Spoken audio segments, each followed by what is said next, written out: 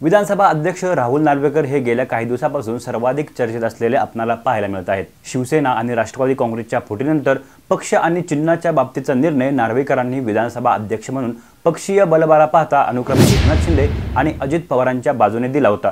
त्यानंतर नार्वेकरांनी पक्षपाती निर्णय घेऊन आमची गळचेपी केल्याचे आरोप विरोधकांकडून त्यांच्यावर करण्यात आले आणि या निर्णयाविरोधात सुप्रीम कोर्टात देखील त्यांनी याचिका दाखल केली। एकंदरीत या प्रकरणानंतर राहुल नार्वेकर हे पुन्हा एकदा चर्चेत आले आहेत आणि यावेळी निमित्त आहे ते यंदाची होणारी लोकसभा निवडणूक। येणाऱ्या लोकसभा निवडणुकीत मुंबई दक्षिण लोकसभा मतदारसंघातून भाजपची अधिकृत उमेदवारी ही राहुल नार्वेकर यांना मिळण्याची चर्चा सध्या राजकीय वर्तुळात सुरू आहे। त्यामुळे नार्वेकर आपल्यावर आरोप करणाऱ्या उद्धव ठाकरे गटाला यंदाच्या निवडणुकीत मुंबई दक्षिण लोकसभा मतदारसंघातून शह देण्याच्या तयारीत आहेत। त्याच निमित्ताने या मतदारसंघाचा सध्याचा राजकीय आढावा आपण या व्हिडिओच्या माध्यमातून घेण्याचा प्रयत्न करणार आहोत। दक्षिण मुंबई लोकसभा मतदारसंघ हा मराठी बहुल मतदारसंघ आहे। या मतदारसंघात सर्वाधिक मराठी मतदार असल्याचे आपल्याला दिसून येते। त्यामुळे या मतदारसंघातून भाजपकडून यंदा मराठी कार्डचा वापर करत राहुल नार्वेकर यांना मैदानात उतरण्याची तयारी सुरू आहे। तर महाविकास आघाडीमधून उद्धव ठाकरे गटाचे स्टँडिंग खासदार अरविंद सावंत हे यंदा या मतदारसंघाची निवडणूक जिंकत हॅट्रिक करण्याच्या तयारीत आहेत।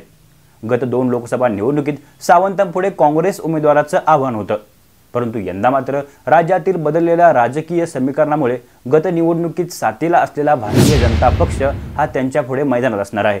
त्यामुळे यावेळची दक्षिण मुंबई लोकसभा मतदारसंघाची निवडणूक ही जोरदार होणार आहे आणि या निवडणुकीत राहुल नार्वेकर विरुद्ध अरविंद सावंत असा थेट सामना आपणाला पाहायला मिळणार आहे। या अगोदर महायुतीमधून या मतदारसंघावर भाजपसोबतच शिवसेनेने देखील दावा केला होता। त्याच अनुषंगाने काँग्रेसचे माजी खासदार मिलिंद देवरा यांना आपल्या पक्षात घेत उद्धव ठाकरेंना शह देण्याचा प्रयत्न एकनाथ शिंदेने केला होता, परंतु नुकत्याच झालेल्या राज्यसभा निवडणुकीत देवरांची राज्यसभेवरती वर्णी लागली आणि त्यानंतरच महायुतीमधून या मतदारसंघामध्ये भाजपचा उमेदवार मैदान असणार हे जवळपास निश्चित झाले।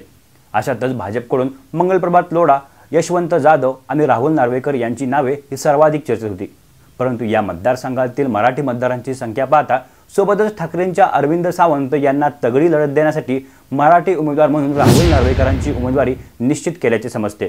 त्यामुळे यंदाच्या निवडणुकीत या मतदारसंघाचा पुढचा खासदार कोण होणार यावरून जोरदार अशी लढत पाहायला मिळणार आहे।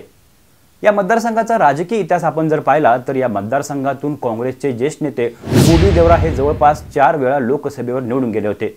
तर त्यानंतर 2004 आणि 2009 साली त्यांचे चिरंजीव मिलिंद देवरा हे काँग्रेसच्या तिकिटावर सलग 2 वेळा लोकसभेवर निवडून गेले होते, परंतु 2014 आणि 2019च्या निवडणुकीत सेनेच्या अरविंद सावंतांकडून ते पराभूत झाले आणि हळूहळू त्यांचं या मतदारसंघावरील वर्चस्व हे कमी होत गेलं। यंदाच्या लोकसभा निवडणुकीत देखील मिलिंद देवरा हे काँग्रेसकडून मैदानात उतरण्याच्या तयारीत होते, परंतु महाविकास आघाडीतून मुंबई दक्षिणची जागा ही उद्धव ठाकरे गटाला जाण्याची शाश्वत होती आणि त्याचमुळे देवरांनी काँग्रेसची साथ सोडत एकनाथ शिंदे यांच्या पक्षात प्रवेश केला।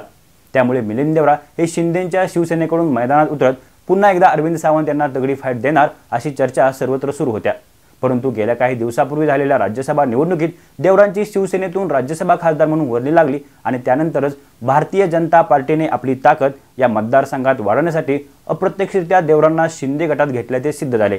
त्यामुळे देवरांच्या साथीने भारतीय जनता पार्टी यंदा मुंबई दक्षिणचा गड सरणार का हे पाहावं लागेल।